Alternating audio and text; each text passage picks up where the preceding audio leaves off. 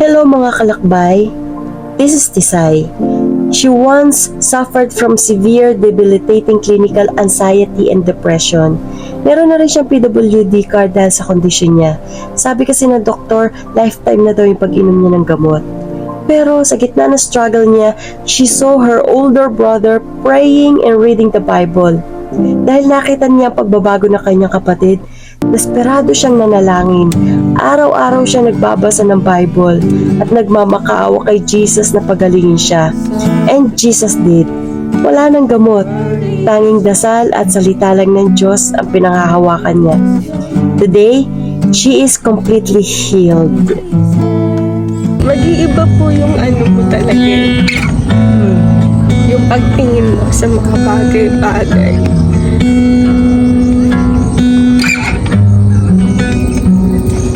Na akala nila yung pagsunod,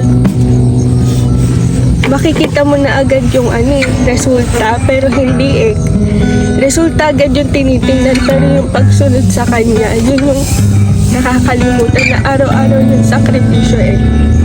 Nilalabanan mo yung gusto mo, kagustuhan mo, kasi yung flesh, iba yung gusto niya eh.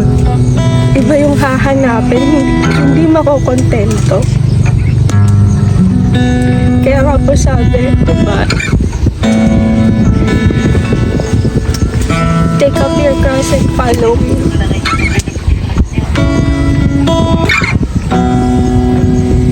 Kasi yung pagsunod sa kanya, sa dulo yung ganda eh. Hindi magiging madali eh. Pero doon ka niyo sasamahan.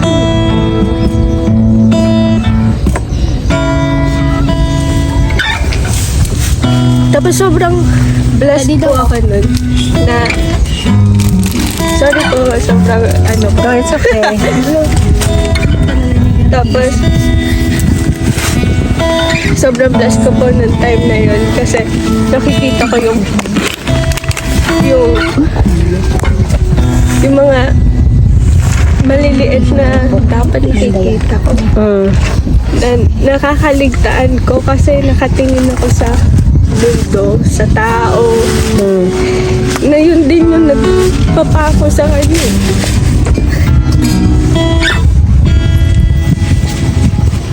Kaya yung kasiyahan. Kasi ako po yung Samaritan woman. Na hindi hindi maano yung uhaw. Na gustong kumawala dun sa binibigay niya, pero ayun na enjoy mo na lang. Sobrang blessed na magpasalamat ka, nandyan ka. Kasi kung titignan mo yung iba mas mapalad ka pa. Doon ko po na naging maluwag sa akin yung pag-stay ko dun sa bahay, yung pag-help ko kay mommy na pipiliin ko pa ba yung pangarap kong maging doktor na tumatanda na yung nanay ko. Kailangan niya ng tulong. Tatrabahuhin ko pa po ba siya ng 10 taon para lang sa pangarap ko na prestige lang naman yung dulot nun sa akin, yun yung makukuha ko dun. Kaya ko namang ma-enjoy yung nasa akin, yung hindi kailangan ng prestige na recognition. Bakit? Para i-please ko yung ibang tao na nandito ako, na mataas ako.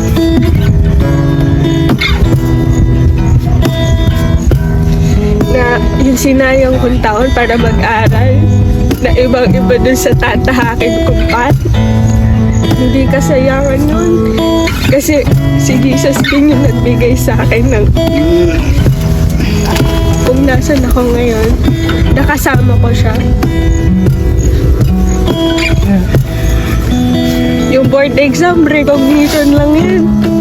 Hindi ko naman din nagagamit yan ngayon. Yung pagpasa ko sa board. Yung journey doon, yung pagkilala ko kay Lord, yung pagtanggal niya ng sarili ko. Yun yung naging victory eh, hindi yung pagpasa ko ng board exam. Sobrang sarap po sa pakiramdam na kayo lang ni Lord. Walang iba. Na mararamdaman mo siya sa bawat areas ng buhay mo. Na dati hinihingi ko sa kanya. Nabigyan ako ng emosyon. Na yung love.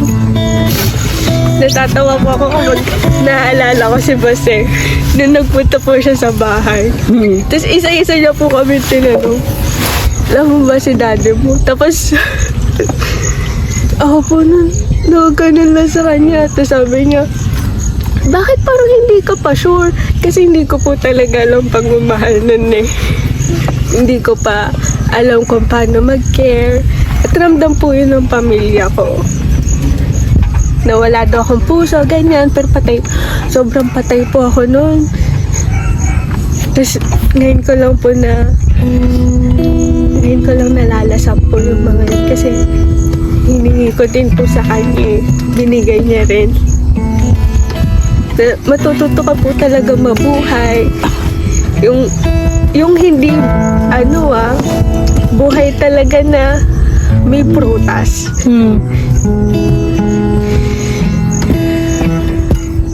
Kasi sobrang saya ko po na parang naiiyak ako sa lahat. Na wala akong pakialaman, magmukha na akong tanga.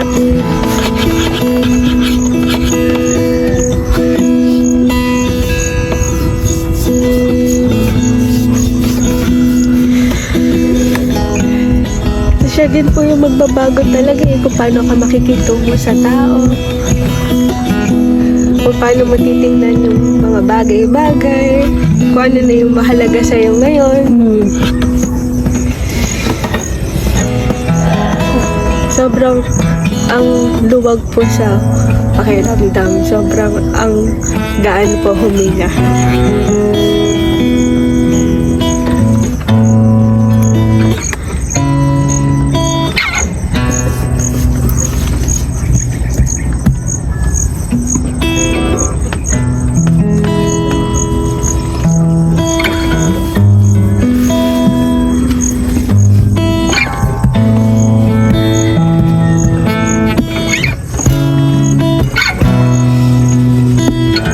Can we pray po? Let's pray. Father God, thank you po, Abba, for this day, Lord. For reaching out to us, Lord, for connecting with us again. Thank you po, Lord, for surrounding me with people, Lord, na ikaw rin yung nakikita ko. Maraming salamat, Lord, kasi napakabuti mo sa buhay namin. Na kahit, Lord, lumalayo kami, ikaw pa rin yung unang aabot sa amin.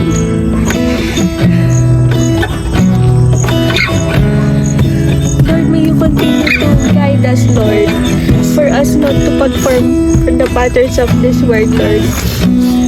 And to help us, Lord, to be grounded in your words, Lord. Kasi yung words mo, Lord, yung buhay at nag-uumapaw.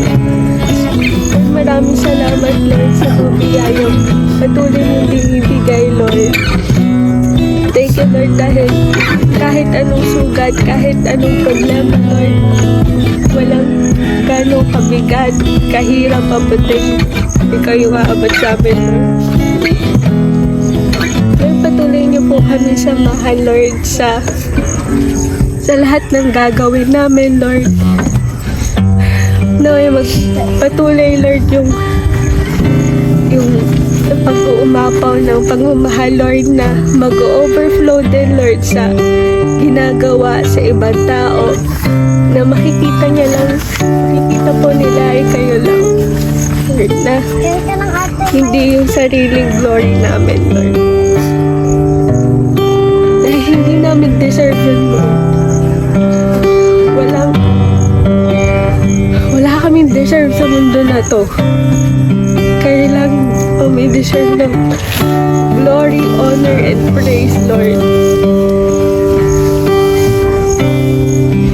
Lord, i-touch mo yung bawat puso ng bawat isa, Lord.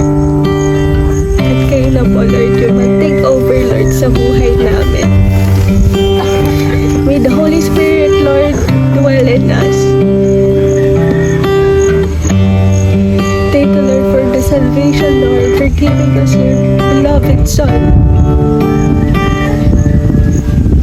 For our sins, Lord, for us to give life. Lord, thank you po for letting us enjoy this. For letting us enjoy your creation, Lord. Sa hangin na nilalasap namin ngayon, sa mga tao na kasama namin, Lord, maraming salamat. Ramdam na ramdam namin, Lord, yung pagmamahal mo. And we lift up everything to you.